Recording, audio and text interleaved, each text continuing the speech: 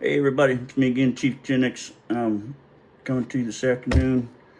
It is a beautiful Thursday afternoon out here, good old G-Dub State.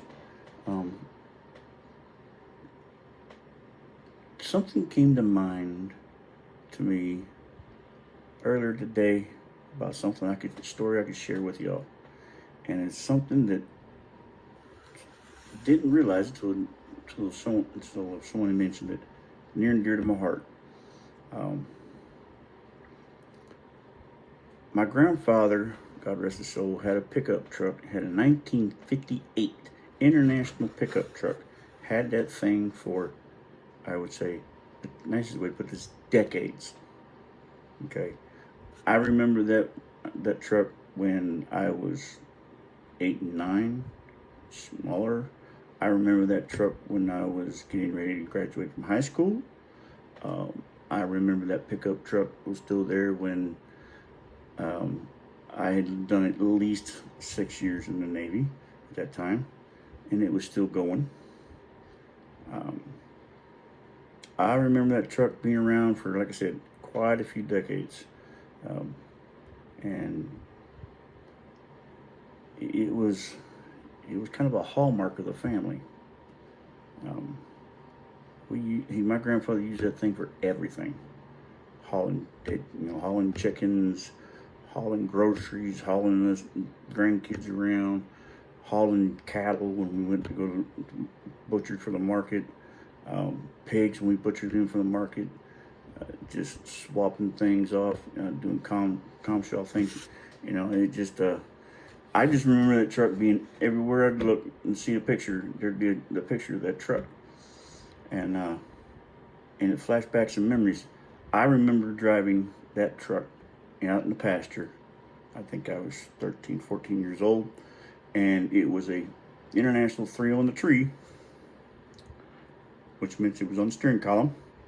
Um, and with my grandfather, he was pretty much, you best know what you're doing before you jump in there with both feet and telling me you want to learn or you want to do something, because he was going to test you. Then if you didn't pass his test, you weren't asked to come back for a while to do it again. Um, so I don't know how it got around. I think one of my uncles, one of my two uncles, that used to pester the shit out of me when I was a kid, had mentioned it to my grandpa. He said, "Hey, Dad, why don't you let the kid drive the pickup?" Used to be a running joke. I think one time, Grandpa actually took him serious. He said, "You want to drive?" I was like, And at that time, I didn't have the filter to say no because I don't know crap about what I'm doing. I wouldn't open my big mouth and said, "Sure, I'll do it." What the hell? Um, Once I got behind the steering wheel, my grandfather immediately was sitting on the right side of me, um, tried to explain to me the gears. I know he went through it real slow for me. Uh, it was quite a blur because I'm sitting here behind the wheel of Old Red going, "This is really happening. This is really happening. Oh shit, this is really happening." And I guess my grandpa seen it in my eyes when he was trying to talk to me, because he stopped in mid sentence and he looked at me and says, "Boy, breathe." I was I was some kind of messed up. Um, he says, "It'll be all right. Just don't grind my gears, or I'm gonna slap shit out of you. You're changing the next clutch." I was like, "Okay, got it." Um, so we were going step by step, and of course I'm bucking this thing. My uncles are in the back of the truck just harassing the shit out of me. "Come on, you dumb son of a bitch. Ah, God dang it, you can't run." And Grandpa was trying to be nice about it, trying to be clean, trying to be cool, all happy-go-lucky, kind of trying to be an even pace. And about the third or fourth time, my uncles turned around and started barking at me. My grandpa turned around and said, "Shut the fuck up, he's trying to learn." So they kind of topped that out real quick. Um, so I'm in third and second gear, and going to first and second gear. Going to third was, no big deal. Coming out of that granny gear was a pain. I remember that. I bucked that thing a few times. I bucked it till I killed it. But after about 30 minutes of bucking it, killing it, and coasting, we got to where we got out of first gear. Um, and I got to where I was doing pretty good out there in, the field. Of course, it's wide open field. The cattle are going to move, and it's like, oh shit, who's the idiot behind the wheel? Oh god, they let the kid get behind the wheel, and you could just see the look in the bull's eye. Holy shit, the out of the way. So we're driving around, and Grandpa's going, hey, you're doing great. And my grandpa was not the type of man who gave out praises that much. So if you were doing something, if you got a praise from my grandpa, you were doing something good. So he said, I was doing good. And I was like, oh shit, that's all right, cool. I got a little cocky, but the problem was that I got cocky and I got stupid. So I just driving around, no big deal. And then, we had to slow down because my uncles had to throw some hay out and everything else. And I did not know this was going to be one of those times where we were going to take a cow to slaughter, to the butcher place. So I had no clue. So, and Grandpa, of course, he was honoring nothing. He wasn't going to say shit. My uncles were back there just snickering because they knew what was going on. And so we're driving around, and for some ungodly reason, my grandpa says, all right, I need you to back up. I went sheet white. White as those walls are in my house right there. That's how white I got when he said that. I'm like, oh, snap, shit. Son of a... I was like, I just kind of looked at him like, you want me to what? He goes, I want you to back up. I'm like, okay. And I never clue. I give him reverse. He showed me, he told me he had to jam that in there and push it up. And you'll feel it. He said, you wiggle around there, you'll feel it. He says, just don't grind the damn gears. You know what happened? You know what I told you when you got grinding? I said, yes, sir, I know what I'm grinding. So we're going around, and I'm just stopped right there in the middle of the pasture. And of course, frickin' fracker in the back there, giving me shit left and right. That ain't helping because I'm sheet white. I'm ready to barf all over myself because I'm so damn scared. And I got frickin' frack in the back just hammering on me. Just hammering on me. As usual. So it's like, all right, screw it. I turned them two off and started ignoring them two, and I just started feeling right gear. And the first time I did it perfect. I was like, Grandpa was like, yeah, there you go, just like that. All right, cool. He backed up for a little bit. He said, all right, now I need you to pull forward and go around this way, point where you want me to go. So, okay, no problem. And he's looking around. He's not paying any attention. He's looking around for that one cow that we're going to take to the slaughterhouse, the butcher. And he's looking around. He says, boys, you see it? And my Uncle Johnny goes, yeah, I get back there about 100 yards. Got to turn this truck around. Well, there wasn't really any place to just turn. It was kind of in a spot. My Uncle Pat goes, yeah, it sounds like you're going to have to back this boy up.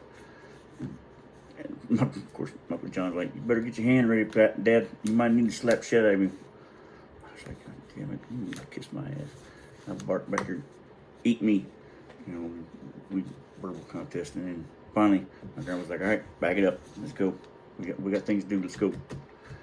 I said, all right, here we go again. He said, we did it fine the first time. No problem. I was like, all right. That was a vote of confidence. I needed that. And just as sure as God made little green apples, I missed that push. I didn't push it quite hard enough. And I hear just, and next thing I hear is on the back of my head, little fat sausages for fingers he is smacking me in the back of my head, and he's like, crack in my head, just snapped forward. And he's like, what'd I say about grinding my gears? And the only thing I could say out of that was, yes, sir. Oh. Eyes went cross, they're all freaking doing. I'm actually seeing stars. I'm like, holy shit. Ooh, damn. I remember doing this a couple times. He goes, all right, knock the cobwebs out, let's do it.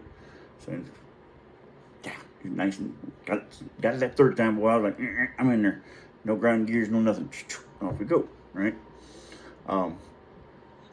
We narrowed down. We narrowed it down where the cow was. He wanted to take to the butcher, and we're trying to guide this damn thing to where he wants it. Where he can pin it in the corner and do his business.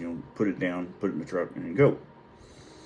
And I'm like, he's telling me what to do, and guide me around. And he's like, all right, you're doing great. Finally got that dang thing pinned. cornered. And I remember Uncle John went and grabbed the rifle and went and did the business and put it down. And then he said, okay, I want you to turn around. I want you to, basically he wanted me to pull around to back it up where the cow was at, so they could put her in the truck. And I thought it'd be kind of strange. I thought we took it to the butcher shop, then put it down. But yeah, we kind of did that pull backwards. And he says, I think the four of us will be able to put that thing in there. I don't know how big that cow was, but I know that some bitch was big. I don't know how much it weighed. It could have weighed 300, 400, 500, 600 pounds. I don't know, but I do know that sucker's big, because when we tangled that thing, it was a pain.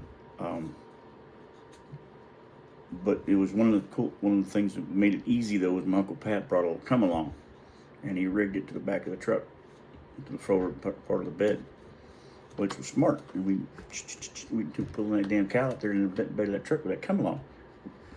Up it goes. It took about 30 minutes, but we got the thing in there, So this, they got it in there, and it's worked. My grandpa's like, you know what? I'll take over from now. You're doing great.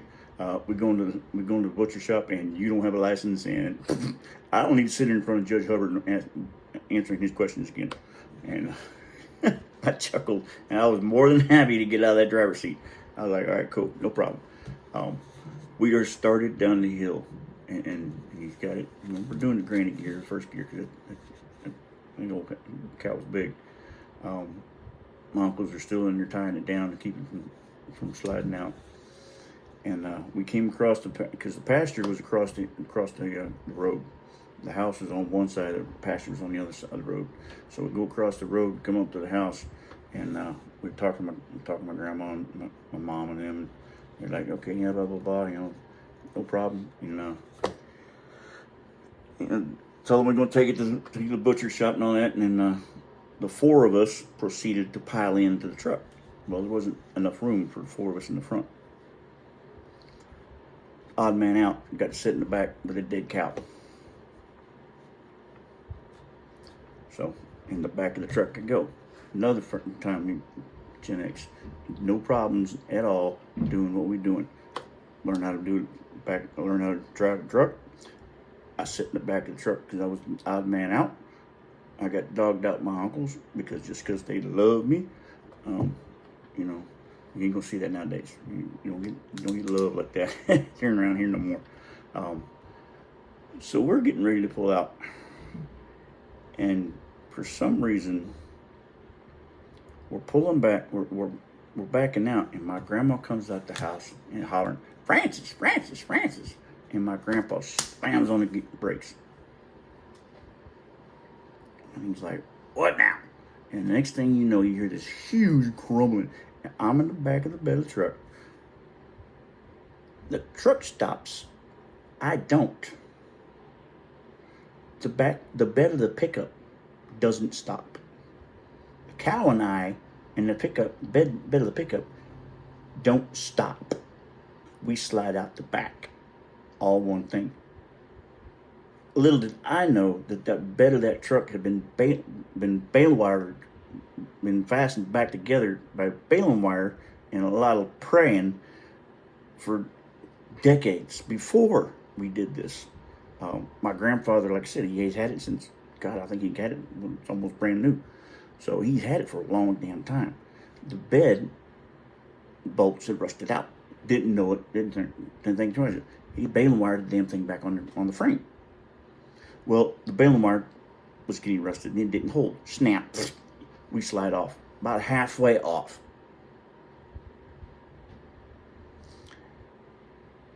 And I'm just going, this is a hell of a ride. And I'm looking at this cow and I'm looking at the back and I'm like, oh shit, now what? And I'm on the ground. I'm inside the truck. But when we stopped, because you hit like that, we had stopped. I roll backwards. Still in the bed of the truck. I'm in there with this damn dead cow. And all I'm doing is laughing my ass off because I can't help it. It's funnier than hell. My grandpa looked back. He goes, "Oh shit, not again." I'm thinking, what do you mean not again? And I'm like, what the fuck?